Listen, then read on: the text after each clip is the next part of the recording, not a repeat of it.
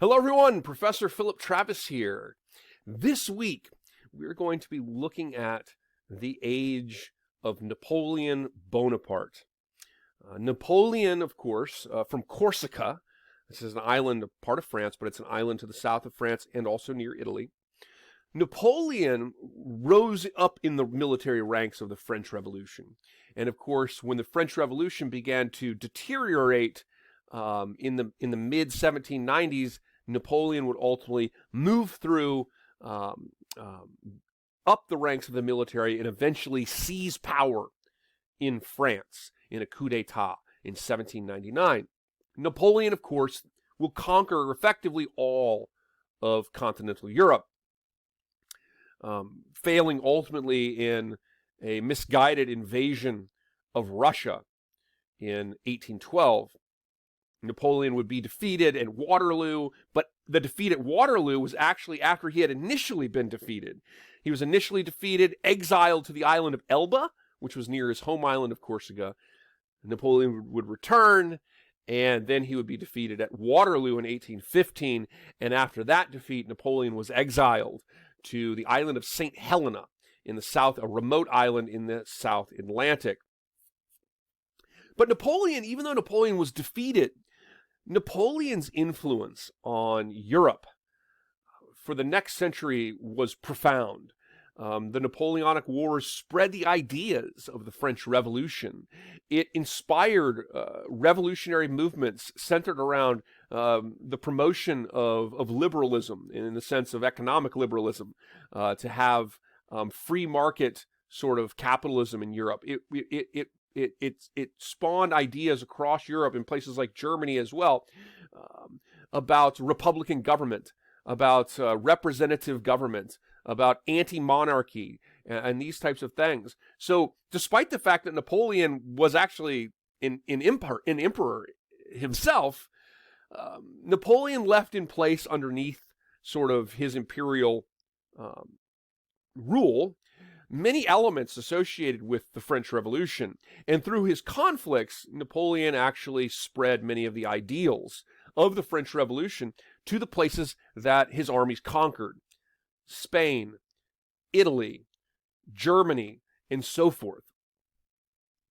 So it's a hugely significant period of time. And after, of course, Napoleon's defeat, you see a European status quo, a conservative status quo led by the Austrians that really oversees, if you will, geopolitics and law and order in much of Europe for the remainder of the century, particularly in Germany, as it sought to police sort of revolutionaries in places like Germany to prevent them from revolting and trying to establish representative Republican governance as opposed to monarchies. So this is what we're going to look at this week. There's no discussion forum this week, but instead what you have this week are two lecture video quizzes. So I have two lecture videos that I've put together for you. And the first one is on the development and rise of Napoleon.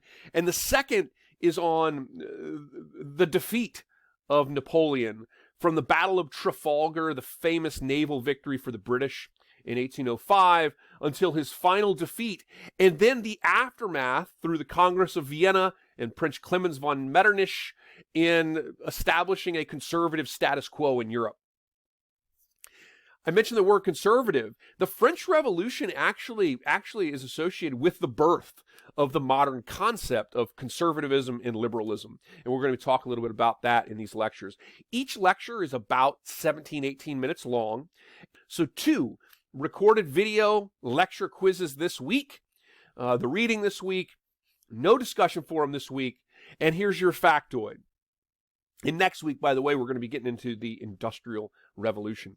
Factoid for this week is this.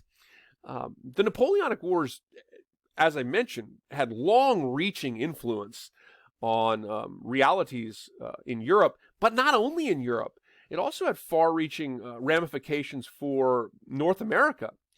It is during the period of the Napoleonic Wars that the United States is sold the Louisiana Purchase, the Louisiana Territory, from Napoleon of France in 1803.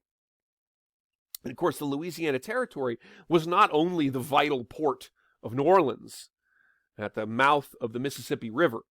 It wasn't only that, and that was a vital port. You will see by the time you get to the 1820s in the United States, New Orleans and a series of canals are connected. New Orleans is connected all the way to New York. And the country, from the two major ports at the time, New York and New Orleans, were basically connected by the prospect of steamboat travel on canals and rivers like the Ohio River and, of course, the Mississippi River. But the Louisiana Territory was huge, too. It was basically a third of the size of the existing United States at the time.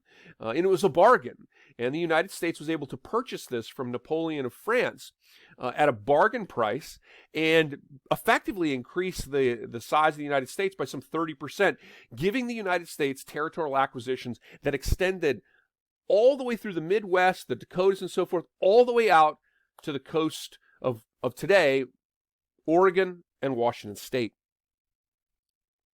And of course, this was famously explored and mapped by Lewis and Clark. This is the factoid.